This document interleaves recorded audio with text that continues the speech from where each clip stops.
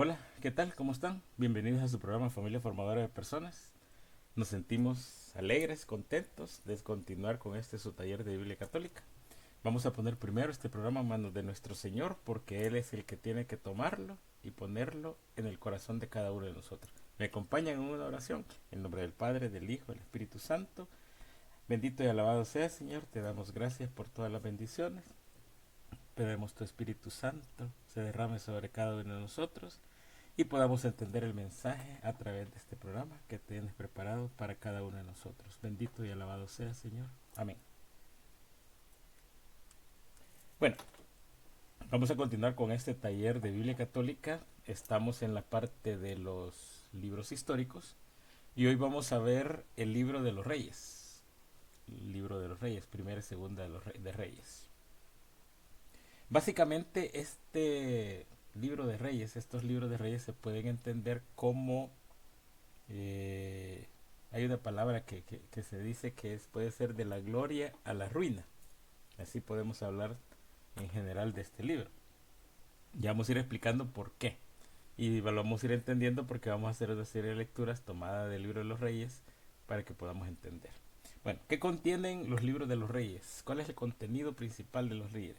Básicamente narra la historia del rey Salomón y cómo se divide el pueblo de Israel en dos reinos. Fíjense, la historia del rey Salomón y cómo posteriormente el pueblo de Israel se divide en dos reinos.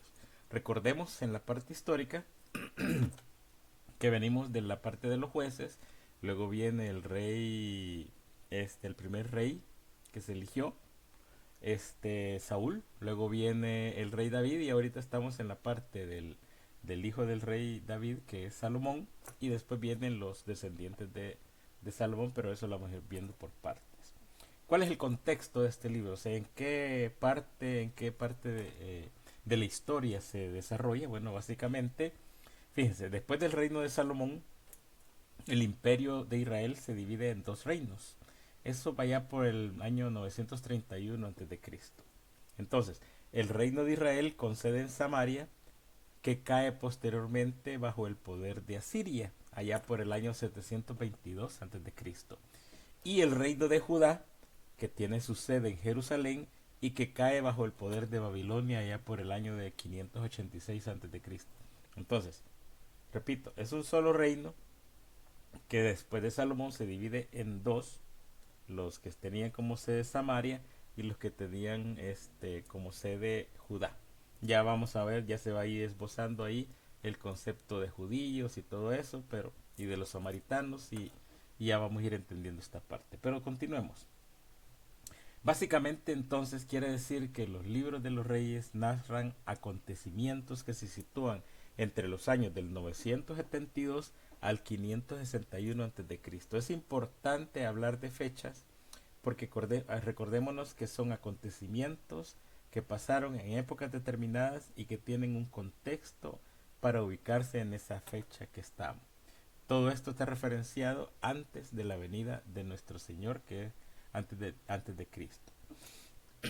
Entonces, ¿qué decimos? Que básicamente, más que una historia como tal, se puede decir que estos libros tienen una reflexión teológica, llamemos. Teológico quiere decir basada en la palabra de Dios. Entonces, ¿sobre qué trata? Sobre la historia del pueblo y de los reyes que lo gobernaron. Entonces, esta se puede resumir en dos grandes momentos. Un momento de fidelidad y un momento de infidelidad. Fíjense, un momento de fidelidad y un momento de infidelidad. ¿Qué consecuencias traen estos momentos? Bueno, el momento de fidelidad a Dios lleva al pueblo a una gran bendición y a la prosperidad. Y el momento de infidelidad a Dios lleva a la maldición y a la ruina a ese pueblo. Fíjense los dos momentos grandes que se tienen. Para ir adentrándonos en esto, ir aclarando, vamos a ver cómo se describen los acontecimientos en el libro de los reyes. Entonces veamos qué pasa cuando el rey es fiel a Dios. Ese es el primer momento. ¿Qué pasa cuando el rey es fiel a Dios? Lo encontramos en el primer libro de los Reyes, en el capítulo 3, versículos del 5 al 12.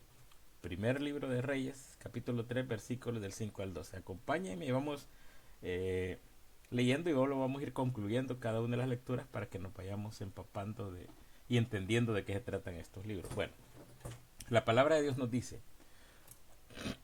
y en Gabaón se le apareció Yahvé en sueños durante la noche y le dijo: pídeme lo que quieras. Salomón respondió: tú has tenido gran amor a David mi padre, ya que él te servía fielmente como es debido y con sinceridad. También le has hecho un favor muy grande permitiendo que un hijo suyo le sucediera en el trono. Ahora bien, Yahvé mi Dios me ha hecho rey en lugar de David, pero no sé todavía conducirme. Soy muy joven para estar al frente del pueblo que has elegido, pueblo tan numeroso que no se puede contar. Dame pues a mí, tu servidor, un espíritu atento para gobernar bien a tu pueblo y para decidir entre lo bueno y lo malo, porque si no, ¿cómo podría gobernar este pueblo tan grande?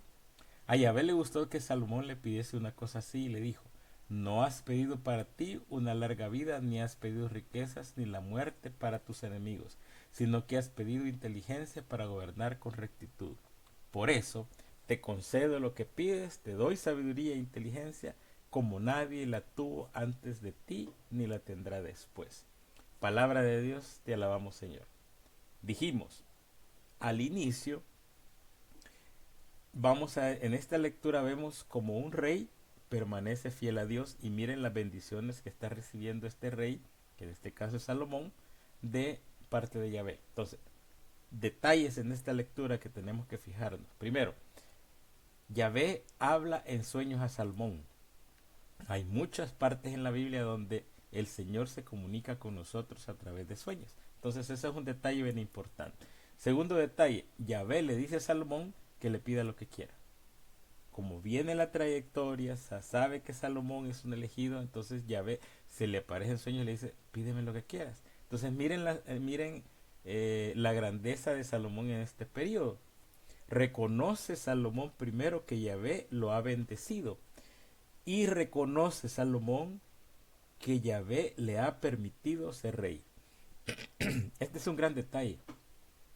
Salomón reconoce la grandeza y el señorío de Dios sobre su vida. Entonces, Salomón es humilde, no le pide al Señor en sueños riqueza, posesiones, poder, no. Salomón le pide sabiduría para poder conducir a su pueblo, y esto le agrada a Yahvé, esto le agrada al Señor. Y entonces, ¿qué es lo que pasa? Como le agrada, viene el Señor y le da la sabiduría y le da inteligencia para que pueda conducir a su pueblo. Recuerden, en este momento la relación del rey, en este caso Salomón, es bien fuerte con el Señor. Recuerden los dos momentos que dijimos: fidelidad a Dios. En este momento estamos hablando de la fidelidad completa de un rey hacia Dios. Y por lo tanto, como dijimos, allá hay bendición y va a haber prosperidad. Entonces, con estos detalles vamos a ir entendiendo cómo en esa cercanía Yahvé va a ir bendiciendo a su pueblo. Entonces, en estos libros se puede resumir como que al inicio, fíjense, los reyes son fieles a Yahvé, al inicio, pero después van a terminar siendo infieles. ¿Y qué es lo que pasa? Hacen el mal ante el Señor. Entonces estos reyes, vamos a ir viendo en estas lecturas cómo practican la idolatría, cómo se van dividiendo, cómo no les interesan los israelitas, cómo persiguen a los profetas, etc. Entonces, como consecuencia, Israel y Judá son llevados a la ruina. ¿Por qué hablamos de Israel y Judá? Porque ya después de Salomón el reino de Israel se comienza a dividir. Entonces hablamos la parte de Israel, los samaritanos, y el reino de Judá. Bueno, el templo y los profetas también tienen un papel importante en esta historia. Leamos un poco.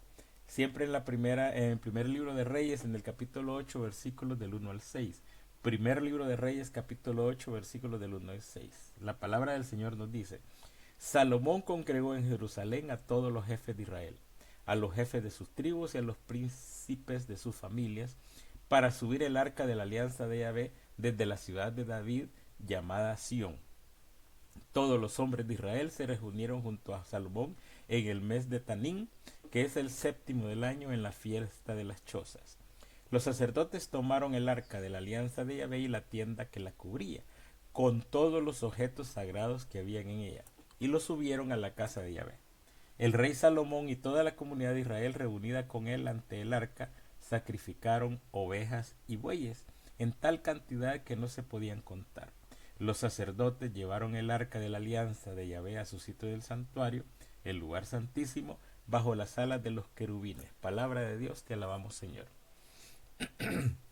Recordemos un poco, cuando viene el pueblo de Israel en el desierto, ahí tienen el arca de la alianza, donde están todo el maná, están las tablas de la ley, etc. Esas, el rey David las tiene resguardadas en donde él está, donde él vivía. El rey David quiere hacerle un templo a Yahvé, pero Yahvé le dice que no, que ese templo no lo va a hacer él, sino que lo va a hacer su hijo Salomón. Pues hoy en este momento estamos en el periodo donde el rey Salomón ya le construye el templo a Yahvé y hoy va a traer el arca de la alianza hacia ese templo. Entonces, ¿qué detalles hay en esta segunda lectura? Bueno, Salomón llama a todos a Jerusalén, o sea, el rey Salomón llama a todos los príncipes de las diferentes tribus de Israel y lo llama a Jerusalén. ¿Cuál es el objetivo? Bueno, el objetivo, como estamos explicando, era llevar el arca de la alianza hasta la casa que se le había construido, hacia el templo de Jerusalén. Ese es precisamente el templo de Jerusalén. Y ahí ponen el arca en el santuario y el lugar santísimo escudado bajo dos querubines. El Santo Santorum es donde va a estar el arca resguardada. Entonces, acá en este momento ya toma importancia el templo, porque el templo se convierte en el lugar de reunión del pueblo para el encuentro con Dios. Si recordamos un poco cuando venían en el desierto recorriendo hacia la tierra prometida, estaba el arca donde se reunía el pueblo. Pues hoy ya hay un templo, y hay un templo donde está el arca de la alianza y donde va a estar resguardada ahí. Entonces ya hay un lugar donde el pueblo se puede reunir. Entonces, pero ¿qué pasa? Después de muchos reyes que no obedecían a Yahvé, surge al fin un rey obediente y su nombre es Josías. Fíjense, se divide el pueblo después de Salomón, muere, quedan sus hijos, se dividen por disputas, eso lo van a ir leyendo ustedes en Reyes, pero después de todo ese momento de oscuridad, que podemos hablar que es la segunda parte de que decíamos, la infidelidad a Dios, hay maldiciones, hay la ruina, etcétera. Entonces, después de mucho tiempo y después de todo lo que había pasado, al fin surge un rey que es obediente a Dios, es obediente a Yahvé, y ese rey es Josías. Leamos en la segunda carta, en el segundo libro de Reyes, capítulo 22, versículos del 1 al 2. Segunda de Reyes, capítulo 22, versículos del 1 al 2. Fíjense lo que dice la palabra del Señor. Josías tenía 8 años cuando comenzó a gobernar y reinó durante 31 años en Jerusalén. Su madre era Gedida, hija de Asías de Boscat. Él hizo en todo lo que es recto a los ojos de Yahvé y siguió las huellas de David, su padre, sin desviarse por ningún lado. Palabra de Dios, te alabamos, Señor. Interesante. Un rey que comienza a los 8 años su reinado y dura 31 años en Jerusalén. Entonces Josías hizo una reforma en las leyes donde él procuraba reunir a todo el pueblo a partir del culto en el templo.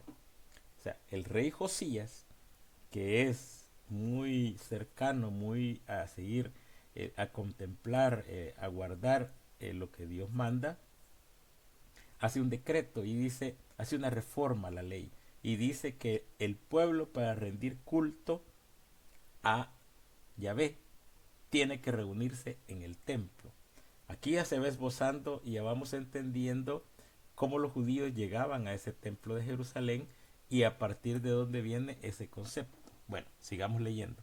En la segunda carta a los Reyes, capítulo 23, versículos del 1 al 3. Segunda carta de Reyes, capítulo 23, versículos del 1 al 3. Fíjense lo que dice la palabra del Señor. El rey mandó a llamar a su lado a todos los jefes de Judá y Jerusalén. Luego subió a la casa de Yahvé acompañado por toda la gente de Judá y Jerusalén. Fueron los sacerdotes con los profetas y todo el pueblo, desde el más chico hasta el más anciano. Estando todos reunidos, se leyó el libro de la ley hallado en la casa de Yahvé. El rey estaba de pie junto a la columna, pactó la alianza en presencia de Yahvé, comprometiéndose a seguirlo, a guardar sus mandamientos y sus leyes y a respetar sus ordenanzas. Se comprometió a mantener esa alianza según lo escrito en el libro, con todo su corazón y con toda su alma, y todo el pueblo se comprometió con él. Palabra de Dios, te alabamos, Señor. Hagamos un alto aquí y un contexto. Este rey que estamos hablando, que es Josías, a raíz de todos los antecedores de este rey habían ignorado a Yahvé y todo, y había pasado un detalle bien fuerte. El libro de la ley se había perdido, y este rey, ahí lo pueden ustedes leer en la segunda carta de los reyes, encuentra el libro de la ley, y por eso es que manda llamar a todos y dice: aquí está el libro de la ley y aquí está escrito la alianza en este libro. Entonces los reúne a todos para volver ellos a retomar el rumbo del seguimiento del Señor. Entonces, básicamente los profetas van a ser los guardianes de la conciencia del pueblo. Son los que van a vigilar las relaciones sociales y van a ser los grandes críticos de los reyes. Son como los consejeros de los reyes. Ellos se van a ocupar tanto de lo que es la religión como de lo que es la moral del pueblo, y van a hacer conciencia que todo debe ser sometido a Dios, que es el único rey sobre el pueblo.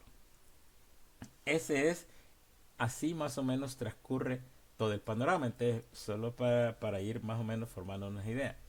Salomón muere, quedan sus hijos, se divide el reinado, el rey de Israel se divide en las tribus de Israel, en Israel y en Judá. Pasan un montón de reyes que son desobedientes al Señor, pasan miles de gracias, ahí está el exilio babilónico, etcétera. Llega un rey que los trata de reunir, y este rey vuelve a encontrar el libro de la ley y vuelve a reunirlos y a cogerlo. Yo quiero detenerme en un detalle aquí porque más adelante lo vamos a ocupar, y que es, hablemos un poco de los samaritanos. Bueno, porque los samaritanos aparecen ya en el Nuevo Testamento, y van a ver el concepto del por qué los judíos y los samaritanos no se llevaban. Bueno, los samaritanos básicamente no pertenecen al judaísmo propiamente dicho, pero son mencionados innumerables veces en el Nuevo Testamento. Entonces, son considerados una raza impura por los judíos. ¿Por qué? Porque son descendientes de una población israelita que se había mezclado con los extranjeros y que se movieron o se fueron a vivir a Samaria después de la caída del reino del norte. Esa caída del reino del norte fue bajo el poder de Asiria ya por año 722 a.C. Entonces, por eso es que los judíos no se llevaban con los samaritanos, porque los consideraban impuros, porque se habían mezclado con otras tribus de esa época. Leamos un poco sobre los samaritanos en la segunda carta de los Reyes, capítulo 17, versículos del 25 al 29. Segunda carta de Reyes, capítulo 17, versículos del 25 al 29. Miren lo que dice la palabra del Señor. Al principio, cuando se establecieron allí, no veneraban a Yahvé, y Yahvé envió contra ellos leones que mataron a muchos. Miren qué interesante. Al principio no veneraban a Yahvé. Entonces dijeron al rey de Asur: las personas que has desterrado y enviado a Samaria y a sus ciudades para poblarlas no saben cómo se debe honrar a Yahvé, el Dios de aquel país, y él ha enviado leones que los matan. Entonces el rey de Asur dio esta orden: que vuelva ya uno de los sacerdotes que hemos desterrado de Samaria, que vaya a vivir con aquella gente y que les enseñe la manera de honrar al Dios de aquella tierra. Llegó pues uno de los sacerdotes que había sido desterrado de Samaria, se quedó en Betel y les enseñó cómo debían honrar a Yahvé. Así cada uno de aquellos pueblos se fabricó su Dios, que colocaron en los santuarios de las lomas que habían edificado los samaritanos. Cada uno de estos pueblos puso a su Dios en la ciudad donde habitaban. Palabra de Dios, te alabamos, Señor. Miren el contexto de todo esto. O sea, se habían olvidado de alabar a Yahvé. No sabían cómo hacerlo. Entonces mandan un sacerdote para que les enseñe. Si bien les enseña, pero ellos algunos todavía siguen con el concepto de ir adorando a otros dioses.